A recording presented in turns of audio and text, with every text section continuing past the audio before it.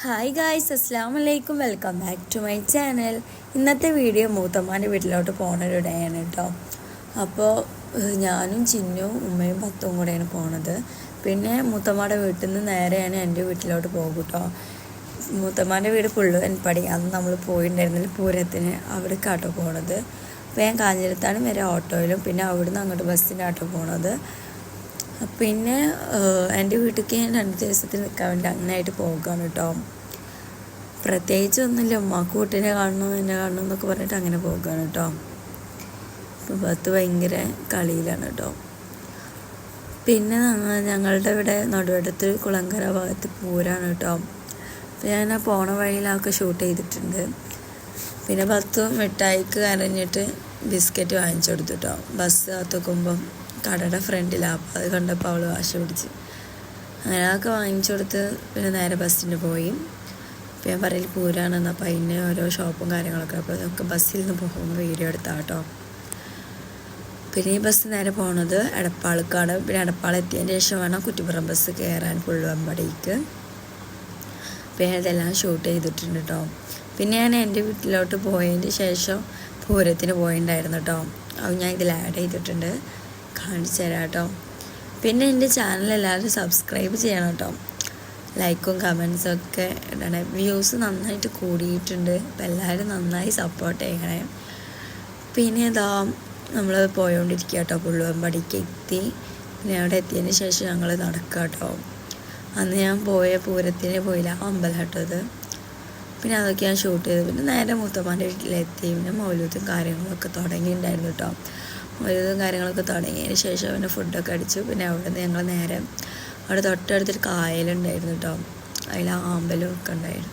അപ്പോൾ ഞാൻ അവിടെ ചിന്നുനൊക്കെ കാണാൻ പറഞ്ഞൊക്കെ ഷൂട്ട് ചെയ്ത് പിന്നെ അവിടെ നിന്ന് ഞങ്ങൾ നേരെ കുറ്റിപ്പുറത്തേക്ക് പോയി കേട്ടോ. ബസ്സിൽ പോണ കഴിച്ചിട്ടോ. പിന്നെ വീട്ടിലെത്തിയിട്ട് വീഡിയോ എടുക്കാൻ മറന്നുപോയി. പിന്നെ വീട്ടിൽ നിന്ന് ഞാനും മാമനും മാമിയും പിന്നെ താത്തയും മേമയും എല്ലാവരും കൂടെ പോകുകയാണ് പൂരം കാണാൻ കേട്ടോ. ഉമ്മ ഒന്നുമില്ല, ഉമ്മക്കൊന്നും പൂരം ഇഷ്ടമല്ല കേട്ടോ, പോകണമെന്നും ഇഷ്ടമല്ല.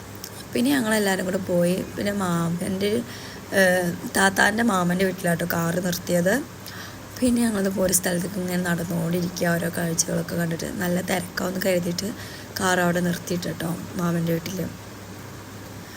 എന്നതിന് ശേഷം നടുവട്ടത്താട്ടോ മാമൻ്റെ വീട്.